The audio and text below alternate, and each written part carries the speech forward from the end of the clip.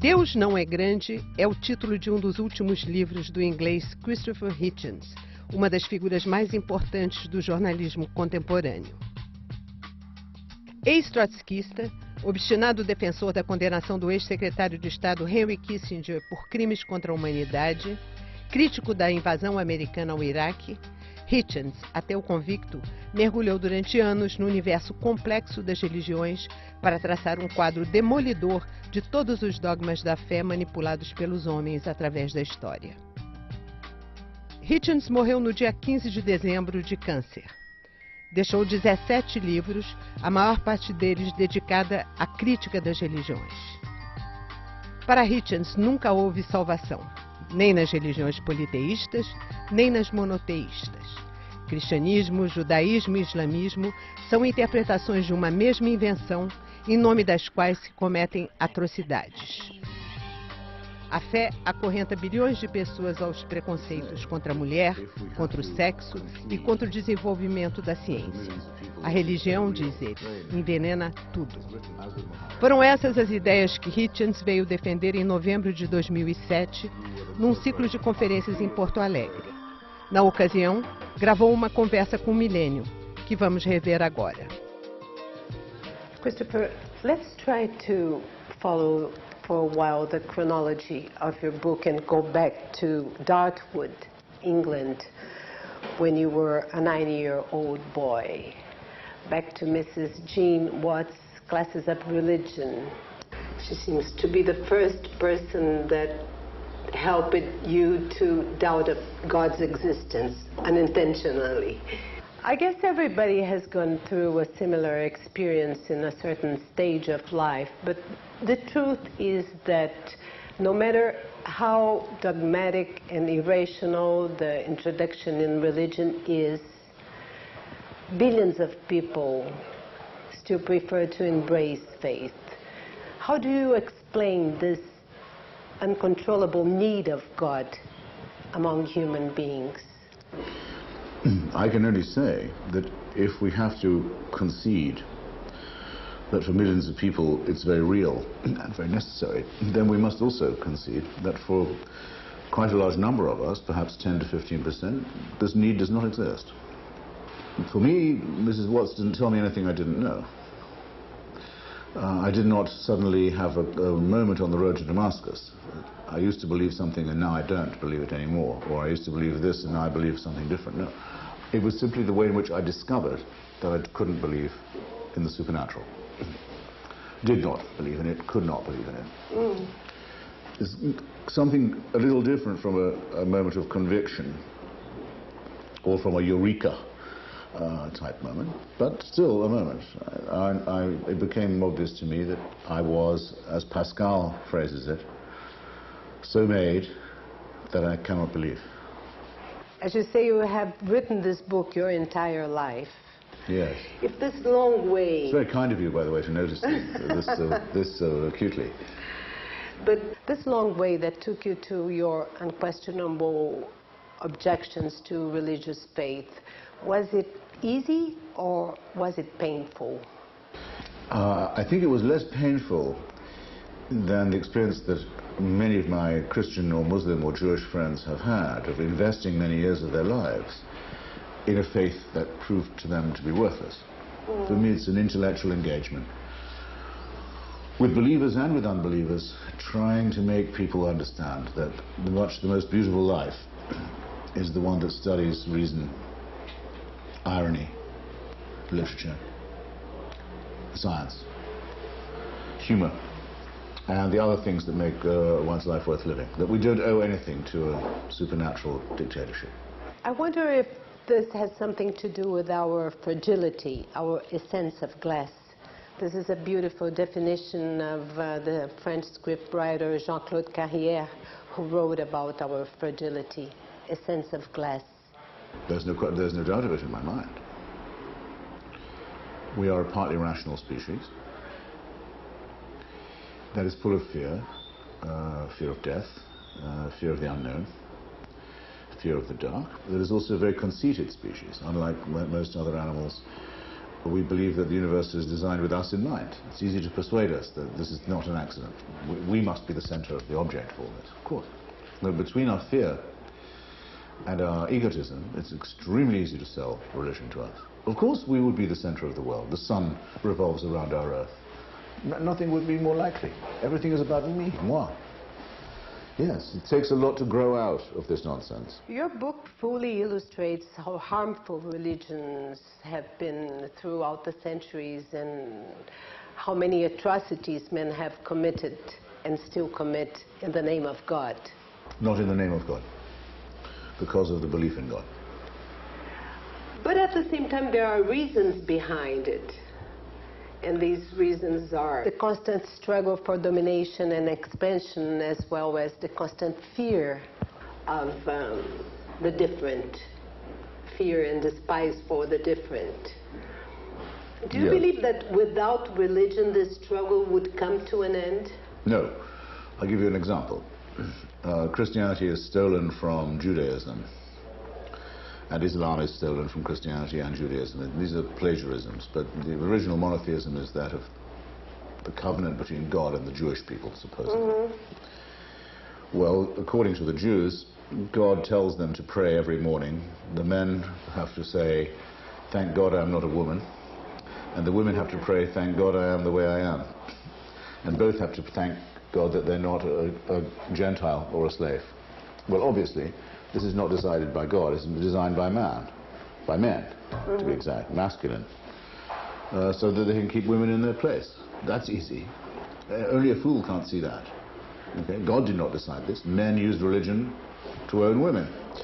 However, the impulse of men to own women would be there if they believe in God or not.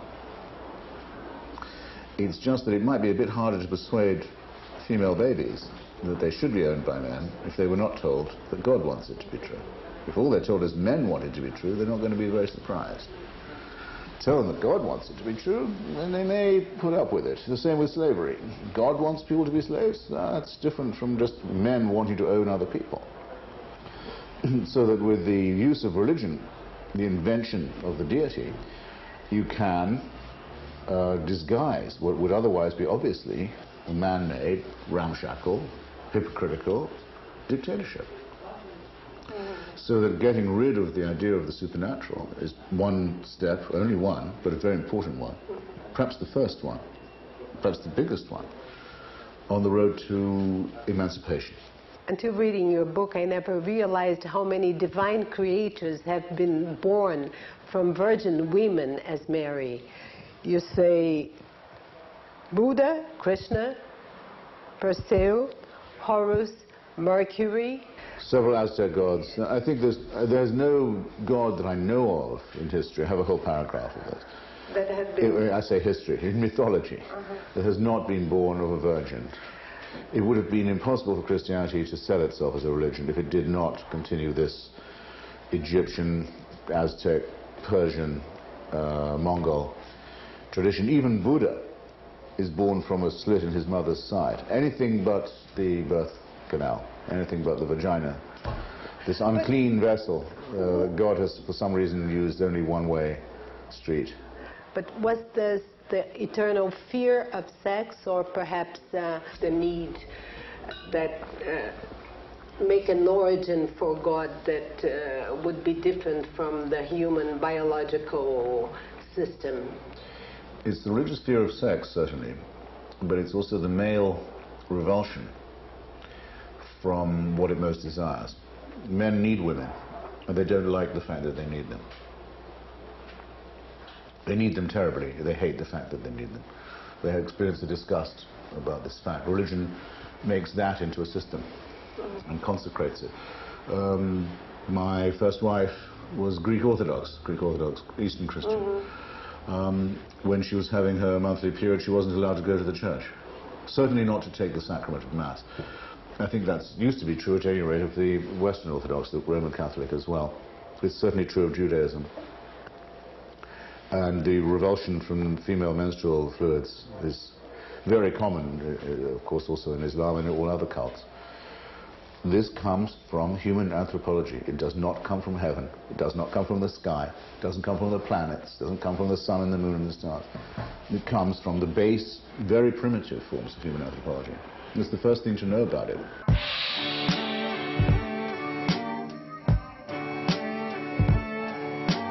Let's take a look at the three monotheist religions. You have been submerged in the readings of the scriptures of a same story told in three different ways. But it was not very clear for me your own view on the three mostly known men in humanity: Moses, Muhammad, and Jesus. Tell us about them. Moses is a mythical figure, invented many centuries after he died. There are probably four authors of what is called the Torah, the Jewish Bible, the Pentateuch, the first five books of the New Testament. Invented. Biblical scholarship suggests at least four authors, contradicting each other, sometimes synthesizing each other. Nobody except the fanatical Orthodox Jews believes that Moses was the author of the Torah, or that God dictated it to him. He's the author, in other words, at second hand. Muhammad, of whom it's also said that he dictated a book at God's, or the Archangel Gabriel's dictation, is not quite so much a figure in mythical legend. There probably was such a person. It seems quite likely there was such a person, though much of what we know about him is legendary. He's on the borderline. Jesus of Nazareth is much more on the borderline. Earlier, between the two, he's more in the world of William Tell, Robin Hood, King Arthur, the legendary figure. Certainly most of what was written about him and what is claimed is written, as with Muhammad, as with Moses, many hundreds of years afterwards, by people who didn't know him, who were themselves very parti pris, as the French say, very partisan. But the effort that they make to make the story come true suggests that there may have been some sort of human individual involved. In each case, it's the desire to fabricate a story that testifies to the strength of the belief. How would you draw Jesus in his lifetime? What's your view? We only have, even at the best, even at the claims of his supporters, written many years later and very discrepant. None of the accounts agree about his birth, his life, his death, or his supposed resurrection. The four Gospels completely contradict each other on all these things. But let's suppose they're trying to do their best. There are a few years around his birth, childhood. Then there are about something like 25 or nearly 30 missing years. And then there's the return somewhere, somehow, apparently of the same person, to roughly the same area, ending in a very horrible death. Or not ending in a very horrible death. For me, raising the question, a very important question, is it true for Christians to say somebody died for my sins when they did not in fact die? Which do they mean? I make it as a morally serious point. If somebody throws himself on top of the bomb that would otherwise explode in the schoolroom, he absorbs the explosion, loses his life to save other people, we can respect it. What if he isn't doing that? What if he's doing that and he's going to get up 2 days later and say, I'm unharmed? Doesn't it diminish the admiration one has for the sacrifice? You see what I mean? Christianity leaves all these moral questions entirely unresolved. Coming back to the scriptures, you say that the Old Testament was a nightmare, but the new one was still more cruel. What was horrible about it? The Old Testament I describe as a nightmare because it contains the warrant, the official divine warrant, for ethnic cleansing, as we now call it, the destruction of other peoples, actually for genocidal ethnic cleansing, the complete destruction down to the last child of the Midianites, the Amalekites and others. They're to be erased, obliterated, their land taken, If there are any survivors, preferably young female, they should be made into slaves, and so on. It contains the warrant for all this. Slavery, genocide, murder of children, etc. And theft, conquest, dispossession, imperialism, the most arrogant kind. But that's it. Once the Midianites or the Amalekites have been destroyed, or the Moabites have been destroyed, that's it. They don't suffer anymore for not being Jewish or not having the covenant with God. They're gone, but that's it. There's no hell. But now we're going to torture you after you're dead forever. That completely evil idea only comes with Jesus of Nazareth, who says for the first time, if you don't agree with my lovely offer, depart from me and go into eternal fire. The most evil idea I think that's ever been proposed in history, now very much preached by the suicide murderers of Islam as a central teaching of their wicked doctrine. On the other hand, your readings on the Quran made you say that Islamism is at the same time the most interesting and the less interesting of the monotheisms. Let's talk about the most interesting in Islamism. Islam claims to be the culmination, maybe we should say the consummation, of the previous revelations, Abraham, Moses, Jesus. And so it doesn't deny these. It says these also occurred, but now God wanted to round it off, bring the last words, after which there's no need for any more inquiries. There are no more questions. All the questions have been answered now. All you need is to recognize the good news and to fall on your knees in front of it. Well, this is a very dangerous doctrine, of course, because it literally suggests that the time for human inquiry has come to an end. That we already have all the information that we need. Nothing could be more horrible than that. And it contains also, underneath itself, it contains a direct threat. If you don't agree with this, there's something really wrong with you, and you may have to be brought into line. And the measures taken may have to be very severe. But this is very close to the other religions, the other monotheist religions too. Yes. It is of course true what is the difference? Mr. Ratzinger, Herr Ratzinger, the Bavarian who calls himself the Bishop of Rome, and is called by his supporters, but not by me, the Pope, has recently said that only the Roman Catholic version of Christianity is the true faith. And of course he has no choice but to say this. That is indeed the teaching of the Church, and he wanted to reaffirm it. There had been some weakening on this point. They've been saying that since before the Prophet Muhammad. But the difference, I think, is this. There is no denunciation in the Christian Bible of the Muslim teaching, whereas the Muslim teaching says, oh yes, we understand the Christian Bible, we come after it, we're the final, we're the last. It's more analogous to what Christians say, some of them say about the Jews, either that they got everything wrong and that they killed Christ and they're heretics, or sometimes when they're in a good mood, that they got everything right, they invented monotheism, and all they need is to realize that the Messiah has already come. You're not waiting for him, he already arrived. My view as an atheist is that all religions are equally false. They're false in the same way. They prefer faith to reason.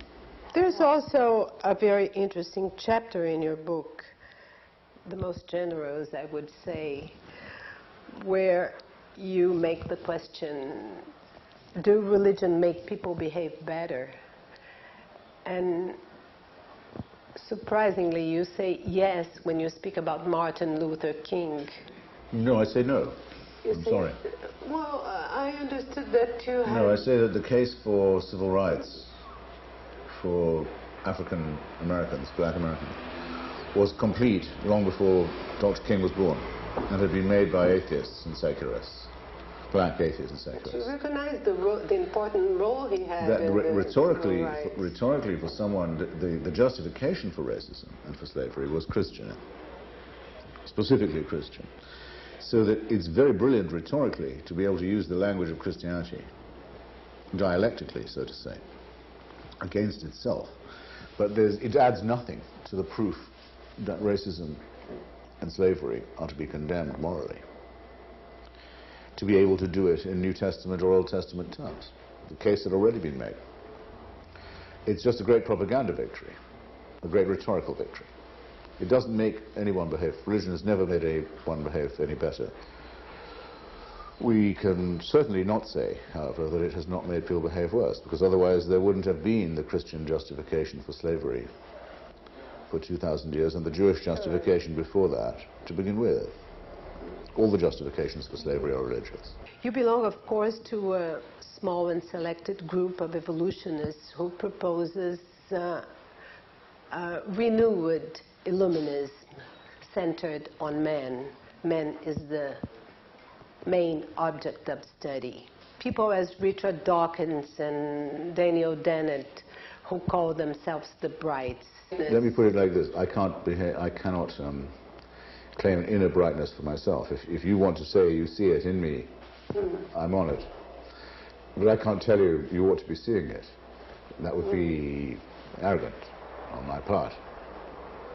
I'm also not certain that we say or should say that the center of the system is human or is mankind. In fact, we've spent a long time trying to show people that it was the church who wanted to persuade us that the whole universe was centered on us.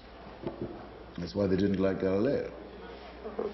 They wanted us to believe that the sun went around the earth, that the whole of the universe was centered on our globe. We tell people to the contrary. We hardly even live in the suburbs, even in the outer suburbs of the known universe.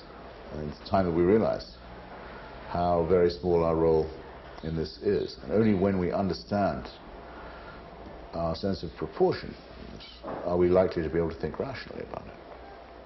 But inner brightness is also a definition of God, and there are others too. For instance, I picked up one from the leftist philosopher Tony Negri, who is not exactly a religious person, and he says that the only possible definition for God is the excess, the superabundance, the joy. Excess or superabundance. What there is a huge... There is not. No, there isn't. There's a huge deficit. We don't use our reason enough. We have faculties of reason and inquiry and skepticism that we neglect. We don't overuse them, we underuse them. It would be a great day if there was a surplus value to this. But there isn't. Anyway, can we believe that humanity is moving forward to this brightness? I don't think we're moving forward at all. Not at all? No. I think at the moment we're moving backward. I think the forces of theocracy are growing faster. All over the place? And with more confidence, yes. And with more violence. With greater numbers than the forces of reason are doing. I think that the period of human enlightenment may look, in retrospect, like a very brief, very small fraction of a second in human evolution, between about 1680 and about now, and may be about to go into eclipse. Well, thank you very much, Christopher. It was very nice talking to you. Nada. Let's hope for better times. Well.